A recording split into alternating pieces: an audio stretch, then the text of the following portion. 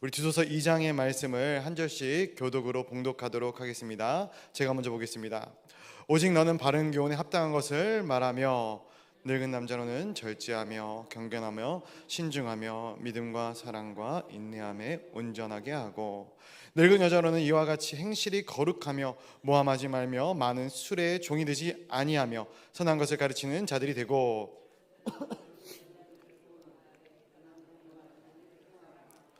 신중하며 순전하며 집안 일을 하며 선하며 자기 남편에게 복종하게 하라. 이는 하나님의 말씀이 비방을 받지 않게 하려 함이라.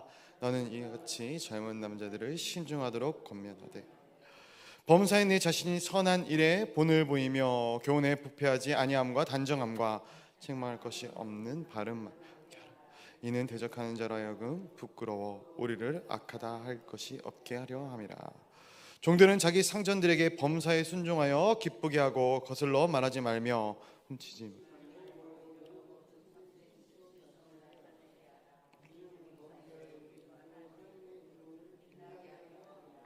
모든 사람에게 구원을 주시는 하나님의 은혜가 나타나 우리를 양육하되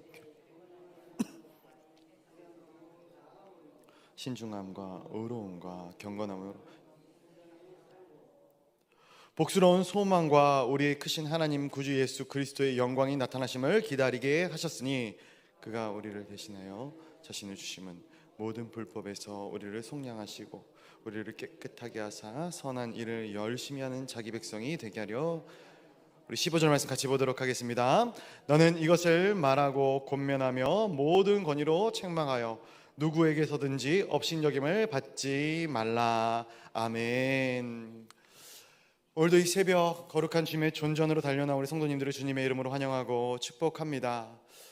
우리가 어제 우리 김종사님을 통해서 말씀을 나누었겠지만, 디도서의 이 저자는 사도 바울이고, 이 편지를 받는 사람은 디도라는 목회자였습니다. 굉장히 젊은 목회자죠. 사도 바울이 걱정의 마음을 품고 이 디도라는 이 젊은 목회자에게 보낸 서신서가 바로 이 디도서입니다. 디도는 그레데 섬으로 파송된 파송 목회자와 같은 인물입니다.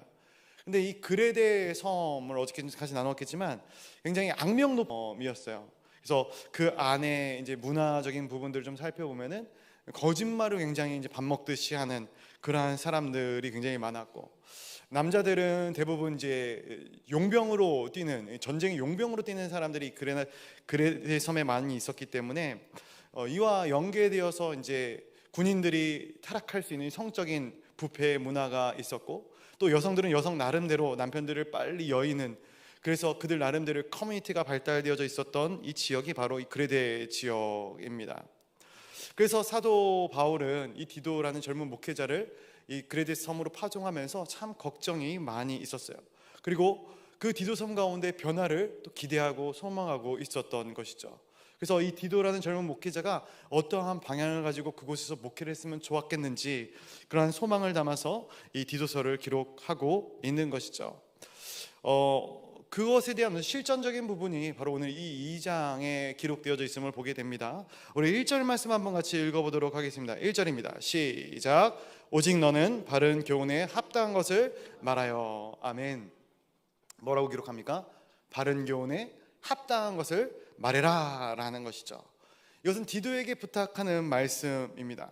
바른 교훈, 그리고 이에 합당한 것이 무엇일까? 말씀을 묵상하면서 또 말씀을 준비하면서 바른 교훈이 무엇일까 곰곰이 한번 생각을 해봤습니다. 물론 이 디도의 자신의 생각, 자신의 철학 같은 것들도 바른 생각일 수 있겠죠. 그러나 완벽하지 않습니다. 보다 근본적이고 완벽한 이 본질이 무엇인가 보면은 하나님의 말씀, 이것이 가장 본질적이고 가장 바르고 합당한 것이 아닐까. 목회자들이 신방을 다닙니다.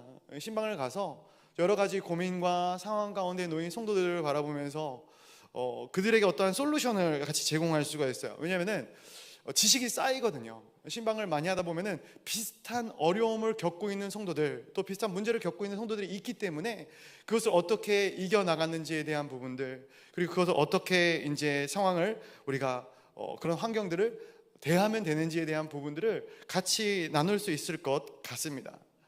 그러나 그것이 완벽한가? 그러한 사람의 솔루션이 완벽한가? 절대로 완벽하지 않더라고요. 가정의 상황이 다 틀리고 상황이 다 틀릴 뿐만이 아니라 형편도 다 틀립니다. 그래서 그 말씀을 나눌 때 그 말씀을 듣는 사람들, 그 말씀을 이해하는 사람들의 생각과 환경들도 다 틀린 것이죠. 그렇다면은 그 사람들에게 있어서 가장 무슨 말로 위로를 해야 될까 생각을 해보면은 가장 중요한 것이 말씀이더라고요. 하나님의 말씀.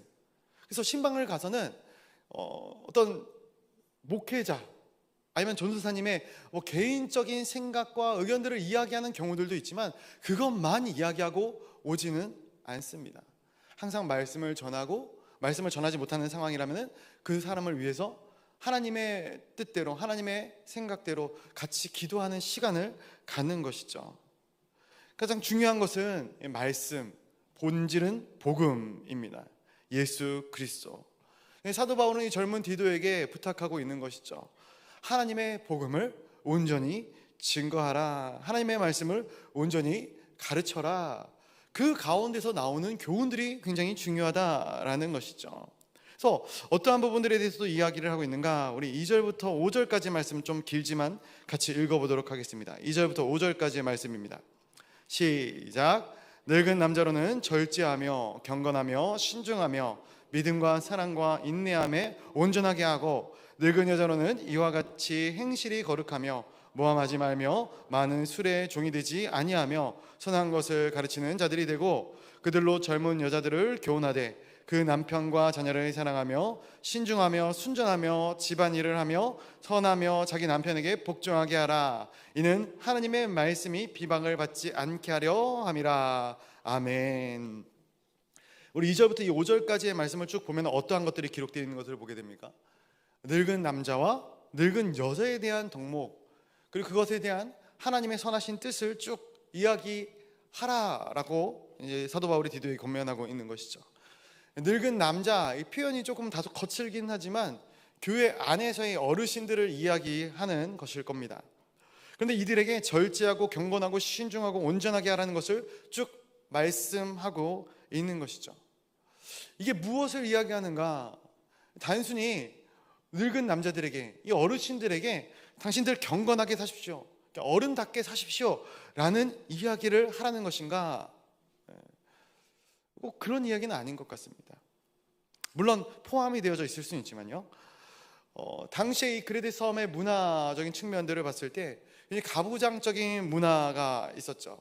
남자들이 가정을 책임지는 역할을 했을 것입니다. 그리고 이것이 고스란히 교회에도 이어져 내려왔을 것입니다. 오늘날 우리의 부분들도 마찬가지지만 교회 안에서도 이 늙은 남자들, 좀 어르신들의 역할들이 굉장히 중요했다라는 것이죠. 그들이 먼저 신앙의 본을 보여야 된다, 이것을 가르치라라고 이야기하는 것입니다. 지금 저희 교회에도 어떻게 보면 실버 목장이 있습니다. 우리 실버 남자 형제들 목장이 있습니다. 모이는 것들을 보면은 굉장히 마음 가운데 감사함이 있어요. 본이 되거든요. 열심히 모이셔요. 그리고 또 열심히 모이시는 만큼 또 하나님의 은혜가 있는 것 같습니다. 주일날 우리 성도님들이 보시면 알겠지만 6층에서 이제 자리에 모이셔서 같이 교제하고 식사하고 또 예배하는 그런 모습들, 또 어떻게 보면 새벽에 예배 시간에 가장 많이 달려 나오신 분들이 바로 이러한 실버 어르신들이 아닌가 생각을 합니다. 이분들이 신앙의 본을 보이면은 다른 성도님들도 도전을 받게 되는 것이죠. 존경을 표하게 되는 것이고요. 그런데 만약에 이분들이 신앙을 저버리고 교회 안에서 보이지 않고 또 그렇게 된다면은 다른 젊은 신앙인들 역시 그들의 발자취를 같이 걷게 되어져 가는 것이죠. 특별히 오늘 이 디도라는 이 사람은 젊은 목회자다, 계속해서 말씀을 드립니다.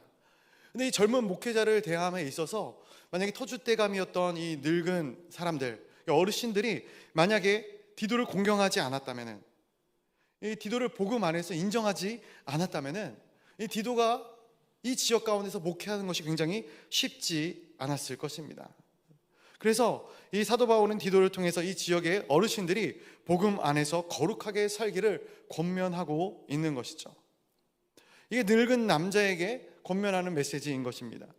근데 또 밑에 보면은 또 늙은 여자들, 우리 성도님들, 어르신들의 말씀에 대한 부분들이 나오고 있습니다. 근데 특이한 것은 남성분들은 한 절인데 여성분들은 무려 세 절이나 되는 것을 발견하게 됩니다. 이것을 보면서 여자들이 더 문제가 있구나라고 해석하면 될까요, 안 될까요? 안 되죠. 안 됩니다. 왜 이렇게 더 긴 페이지를, 긴 절을 할애했는가? 그것은 당시에도 여성의 성도들이 더 남성보다 많았기 때문에 그렇지 않은가? 근데 뭐라고 이야기를 하냐면은 이렇게 이야기합니다. 모함하지 말고 많은 술의 종이 되지 말라라는 것입니다. 단순히 그레데 섬의 문제만은 아닐 것 같아요. 당시에 많은 이 고대 근동 지방의 이 여성들이 남자를 전쟁터로 또 일터로 내보내고 본인들끼리 모여 있을 수 있던 시간들이 굉장히 많았던 것이죠. 제가 이제 예전부터 사역을 하면서 느끼는 부분들이 하나가 있어요. 제가 김포에 사역할 때 특별히 굉장히 많이 느꼈던 건데, 김포에는 카페가 굉장히 많이 있거든요. 커피숍이 굉장히 많이 있는데, 이제 신방을 가끔가다 사역자들이 가정에 가서 방문하기도 하지만 요즘 젊은 세대들은 가정을 잘 오픈하지 않지 않습니까? 그래서 카페 같은 곳에 가서 신방을 할 경우가 더러 있습니다. 근데 낮 시간에 카페에 가면은 굉장히 넓은 카페가 꽉 차 있어요. 남성이 많을까요? 여성이 많을까요? 여성이 많아요. 남자들은 다 어디 갔어요? 일하러 갔죠. 그리고 여성들이 그 카페 안에 모여 있는 거예요. 그래서 신방을 하다가 보면은 자연스럽게 옆에 있는 자리의 대화들이 넘겨서 들려옵니다. 물론 그 안에는 믿음의 사람들도 있지만 믿지 않는 사람들이 더 많이 있겠죠. 그런데 그 이야기를 들어보면 어떠한 이야기가 많이 나올까요? 칭찬의 이야기가 많이 나올까요? 험담하는 이야기가 많이 나올까요? 어떨 것 같습니까? 험담이 많이 나와요. 험담이 많이 나옵니다. 가십거리들, 연예인들 욕하고, 또 본인 주변에 있는 사람들 욕하고, 또 어떤 경우에는 남편 욕을 하고, 그리고 본인들끼리 굉장히 깔깔거리면서 막 웃으시더라고요. 그런 것들을 보면서 이게 문제의 소지가 될 수 있겠구나, 말씀을 준비하면서 그런 부분들을 생각을 해보게 돼요. 믿지 않는 사람들이 그런 모습으로 살아나가는데 믿는 사람들은 별반 다를까요? 저는 아니다 생각을 합니다. 믿는 사람들도 모여서 그 안에서 선한 이야기를 하고 선한 영향력을 나타내야 하는데 그렇지 못한 경우가 굉장히 많이 있더라라는 것이죠. 근데 그게 어느 날의 문제가 아니다라는 거예요.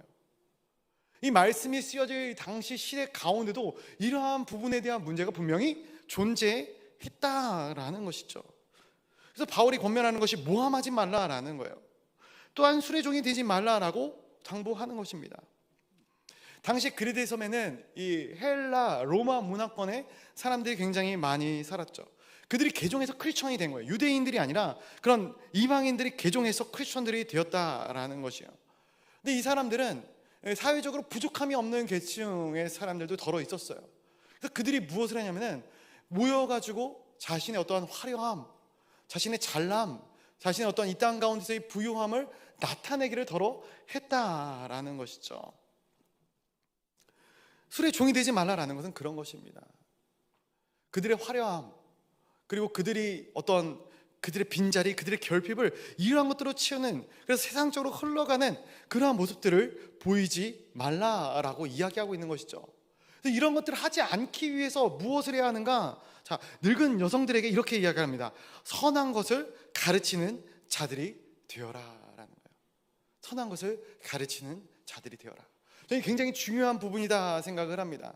그리고 이것이 우리 교회에도 반드시 있어야 된다. 단순히 이것은 내가 선한 것을 가르치는 것으로 끝나지 않습니다. 제가 말씀을 준비하지 않습니까? 말씀을 묵상하고 말씀을 선포합니다. 그런데 말씀을 가르치고 말씀을 선포할 때 이 말씀이 누구를 향한 말씀이 될까요? 물론 성도들을 향한 말씀이 되기도 하지만 이 말씀은 가장 처음으로는 저를 향한 말씀이 되는 거예요. 저의 마음을 치고 저의 생각을 치고 저의 잘못된 삶을 치는 말씀이 되는 것입니다. 나를 향한 말씀입니다. 선한 것을 가르치라라는 것도 마찬가지예요. 이 말씀을 가르칠 때 남에게 이러한 말씀들을 가르치라는 것이 아니라 그 말씀에 누구부터 깨어져야 되는 겁니까? 나 자신부터 깨어져야 되는 것이죠. 그래서 이 3절에 보니까 늙은 여자들에게 선한 것을 가르치는 자들이 되라. 그래서 4절에 젊은 여자들을 교훈하라 이렇게 이야기할 때 단순히 젊은 여자들에게 선한 것들을 가르치라라는 것뿐만이 아니라 먼저 본인들이 깨어지고, 그리고 그 깨어진 것들을 같이 나누면서 이 공동체가 믿음 안에, 은혜 안에, 복음 안에 선한 방향으로 나아가기를 권면해라 라는 이 사도 바울의 의도가 담겨져 있는 것이죠. 남편과 자녀를 사랑하라 라는 거예요. 신앙의 가정을 아름답게 너희들부터 세워나가고 너희 다음 세대들이 그 신앙의 가정을 아름답게 세워져 나가는 모습들을 보여라 라고 이야기하고 있는 것이죠. 이것도 마찬가지예요. 어떻게 보면 우리가 저희 산모 모임이 있지 않습니까? 산모 모임을 하면은 저희 아내가 가끔가다 산모 모임에서 하는 얘기들을 이야기해 주거든요. 가장 이 복음 안에서 같이 얘기를 하고 또 은혜를 나누고 그러는데 가끔가다 제 흉을 그렇게 보더라고요. 예. 근데 어쩔 수 없는 부분이죠. 같이 공감하고 하는 부분에서 저는 긍정적이다 생각을 합니다. 그런데 그러한 부분에서 단순히 흉을 보고 끝내는 것이 아니라 마무리를 잘 해야겠죠. 그럼에도 불구하고 이 가정이 어떻게 은혜로 나가는가, 이 부족한 자들이 모여서 복음 안에서, 말씀 안에서 서로 변화되어지고 서로 성숙되어져 가고 은혜 가운데 하나가 되어져 가는 것이다 라는 결론이 나오게 되는 것, 그것이 아름다운 모임이고, 또 어떤 보면 흉을 흉으로 끝내는 것이 아니라 이 흉이 있는 사람들이지만 흉이 있는 사람들이 어떻게 말씀 안에, 복음 안에 성화되어져 가는가에 대한 이야기들을 나눌 수 있는 것이 아닌가. 그래서 이러한 것들을 통해서 느끼는 것이죠. 아, 내가 남편을 더 사랑해야겠구나, 자녀를 더 사랑해야겠구나. 그래서 아름다운 가정을 서로 세워져 나가야겠구나. 어느 가정이나 다 똑같거든요. 어느 가정이나 다 비슷비슷합니다. 뭐 크고 작고의 차이는 있을 수 있겠지만요. 근데 이 모든 일들을 할 때, 자, 5절 말씀에 보니까 뭐라고 이야기를 하고 있냐면, 이 5절 후반절에 보니까 이는 하나님의 말씀이 비방을 받지 않게 하려 함이다 라고 기록하고 있습니다. 즉 성도들이, 하나님의 거룩한 백성들이 꼭 성도들만 만나서 이야기하는 것 아니지 않겠습니까? 나가서 세상의 사람들을 봅니다. 세상의 사람들과 만나서 이야기를 합니다. 그런데 세상의 사람들과 만나서 이야기할 때 세상 사람들과 똑같다면, 그들과 크게 가치관이 차이가 있지 않다면 어떻게 될까요? 어떻게 될까요? 아, 믿는 사람들도 우리랑 별로 다를 게 없네, 저들도 우리와 똑같네, 이러한 부분에 대한 모습들을 드러내게 되는 것이죠. 거룩하라, 하나님께서 우리에게 거룩하라 말씀하십니다. 거룩하다라는 건 우리가 잘 알 거예요. 구별되다라는 거예요. 무엇과 구별되는 것입니까? 세상과 구별되고 죄의 것들과 구별되어져라 라고 이야기하는 것 아니겠습니까? 그런데 세상 사람들과 똑같은 모습으로 살아나간다면 그것은 거룩한 것이 아니죠. 오히려 그러한 모습들을 보이게 된다면 방금 말씀에서 이야기하는 것처럼 비방받게 되어져 있는 것이죠. 그래서 오늘 이 디도에게 권면합니다. 늙은 어르신들, 남성과 여성에 대할 때 이 모든 것들을 온전히 가르쳐서 그들이 하나님의 말씀 가운데 거룩하여지고 세상과 구별되어져서 하나님의 은혜 안에 그들이 세상 사람들로부터 칭찬받고 존경받는 그러한 사람들이 되어지게 만들어라 라고 이야기를 하는 것이죠. 우리가 이왕 크리스천으로서, 예수 그리스도를 믿는 사람으로서 이 땅 가운데의 삶을 살아나가기를 작정했다면 우리의 삶이 선해야 되지 않겠습니까? 우리의 삶이 복음적이어야 되지 않겠습니까? 하나님의 말씀이 우리의 삶을 통해 드러나고 그 영향력이 우리를 통해서 이 땅 가운데 흘러나가야 되지 않겠습니까? 그래서 이 사도 바울은 디도에게 권면하고 있는 것이죠. 또한 디도는 젊은 남성들에게 신중할 것을 권면합니다. 우리 6절 말씀도 한번 같이 읽어보도록 하겠습니다. 6절입니다. 시작. 너는 이와 같이 젊은 남자들을 신중하도록 권면하되. 아멘. 그 밑에 이제 종들에 대한 이야기와 이 젊은 남성들에 대한 이야기가 쭉 나오죠. 근데 그 이유가 무엇인가? 10절 말씀해 보니까 하나님의 교훈을 빛나게 함이다 라고 기록하고 있는 것입니다. 하나님의 교훈을 빛나게 하려 함이다. 계속해서 경건할 것, 구별되어질 것들을 이야기하고 있습니다. 그런데 이렇게 되면 어떠한 일들이 일어나는가? 11절 이하의 모습을 보게 되면 알 수 있는데, 저는 이것이 구원받은 백성들의 일련의 모습이라고 봅니다. 먼저 은혜를 경험하게 되고, 그 은혜를 경험한 자들이 구별된 삶을 살아가게 되고, 그때 이러한 사람들을 통해서 하나님의 역사가 나타나게 되고, 그리고 이러한 사람들을 하나님께서는 하나님의 백성으로 삼을 것이다 라는 것입니다. 이 그레이트 섬은 복음이 들어와 있어요. 복음이 들어와 있지만 여전히 교회를 흔드는 세력들, 어지럽히는 세력들이 굉장히 많이 있었다라는 거예요. 복음이 들어왔으면 변화가 있어야 되는데 변화가 없는 섬이었다라는 것이죠. 그래서 사도 바울은 이 젊은 목회자 디도를 그 섬에 파송하면서 그 섬 안에서 올바르지 못한 삶을 사는 크리스천들의 모습을 권면하고 그들이 온전히 바로 세워져서 교회에 살아있는 영향력을 나타내기를 간절히 소원했다라는 것이죠. 오늘날도 수많은 교회가 있습니다. 수많은 교회들이, 너무나도 많은 교회들이 존재해요. 근데 왜 이렇게 이 땅이 어지러운가? 이 땅이 변화되지 못하는가? 남 탓할 필요가 없을 것 같습니다. 내가 문제인 것이죠. 내가 하나님의 백성으로서의 온전한 삶을 살아내지 못했기 때문에 변화가 없는 것입니다. 그러면 포기하고 있을 것인가? 아니죠. 하나님의 말씀을 듣는 우리가, 하나님의 말씀 가운데 사는 우리가 작은 것 하나부터 실천해 나아가야 된다라는 거예요.